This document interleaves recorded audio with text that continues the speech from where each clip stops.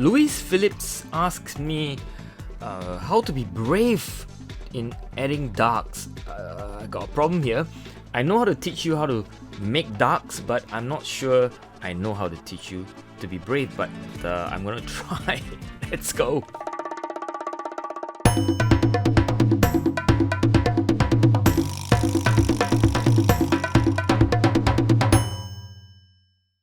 Alright, first thing first. It actually requires some rocket science to create the darkest dark. We're gonna start with this story, and then I'm telling you why it's easier to make light than dark. Alright, let's start with this guy, Anish Kapoor. In 2014, he began to work on a specific color called Vanta Black. And then controversially, he copyrighted the color, meaning he as an artist is the only one in the world that can use that color for his art pieces. Lots of people have a problem with it.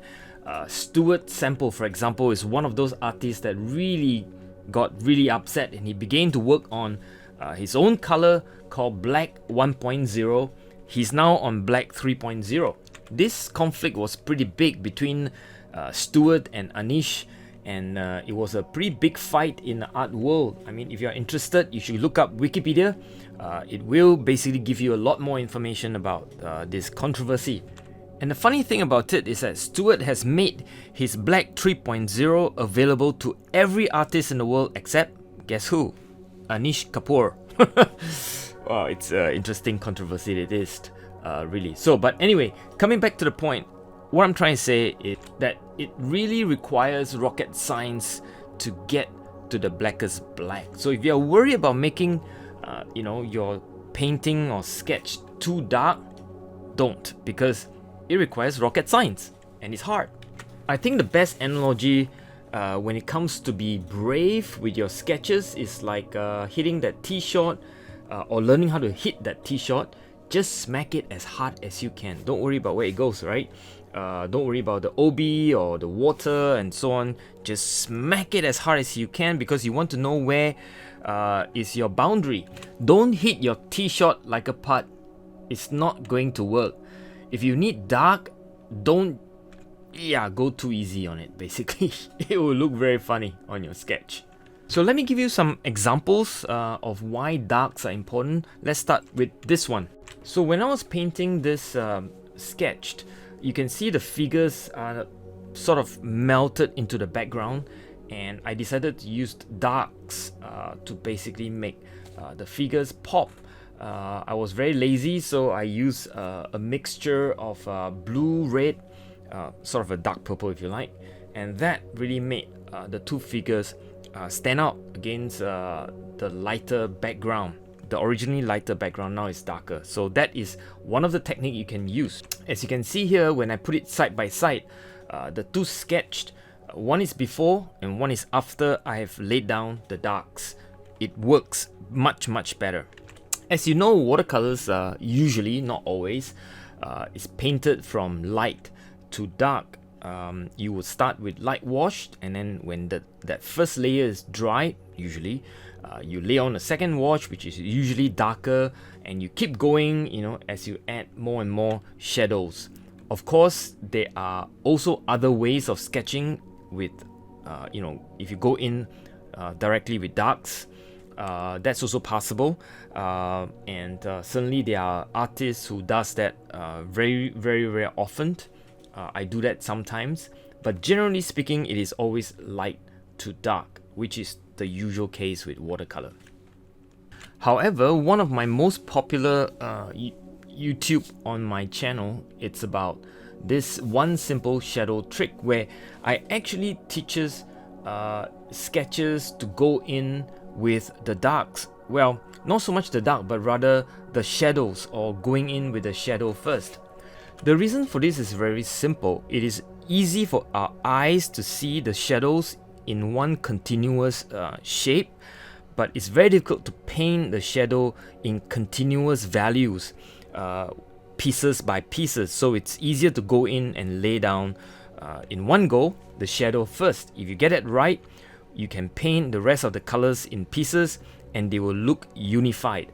After all, you do want to achieve unity with a sketch, and you don't want to make your sketch looks like a bunch of stickers being stuck onto your sketchbook. So if you have not seen that video, I'll put a link right here for you to go view that video. It's worth a watch, trust me. The other concept that's important is this idea of a negative shape. When you're out urban sketching and you really run out of ideas to sketch a good one of the most basic recipe that I know of is to just go with a negative shape and paint something with this concept. I'll put a link for this video right here as well for you if you've not seen this video. Okay, one more idea about darks is that you can gradate it, or basically going from dark to light in a continuous wash or gradation. I'll show an example about what I mean using this video. I call it the dot and dilute approach. The basic idea is that you will put in some darks and then you will use a wet brush to dilute one part of the edge into nothing, if you like. In other words, it is a dot and dilute, or you pull away the colors if you like, just like what I'm doing right here. One more point about why we shouldn't fear dark before I move on to actually showing you how to mix dark colors is this idea that you can actually use opaque white over dark, like what I'm doing right here. You see that the furs are created as an overlay on top of dark shapes, and it is possible to actually use opaque white to recover some of the paper white.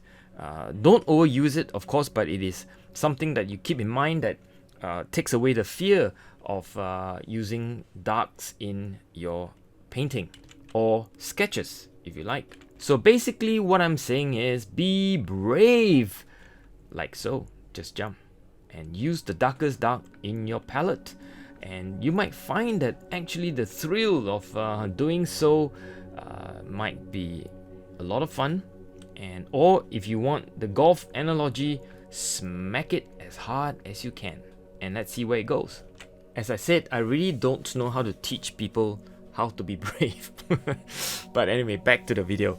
I had one video on this and I think you should watch that one as well, which is about the value as a means of creating contrast. Why is that important? Well, because it's the best way of getting attention for your sketch, where the contrast elements are being presented. In other words, the darkest dark and the lightest light next to each other attracts your eyes immediately.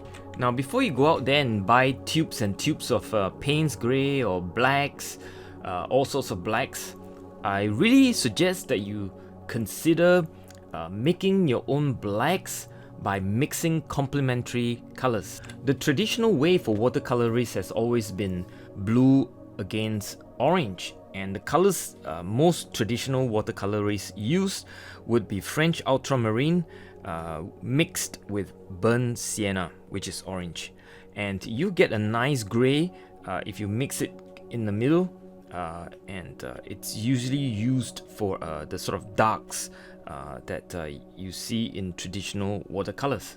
If you are funky with your colors, sometimes like me, I would use purple, yellow. Also a beautiful gray emerges, all sorts of purples.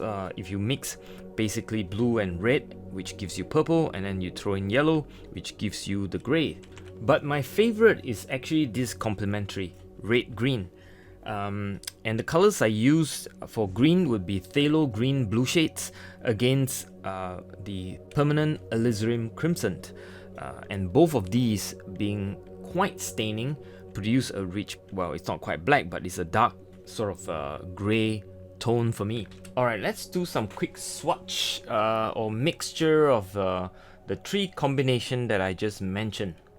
The first one is basically French ultramarine mixed with burnt sienna. I don't have burnt sienna on my palette, but I do have some burnt umber, which I have just used to replenish my usual go-to quin burnt orange. They are in sort of in the ballpark, except burnt umber is a little bit darker.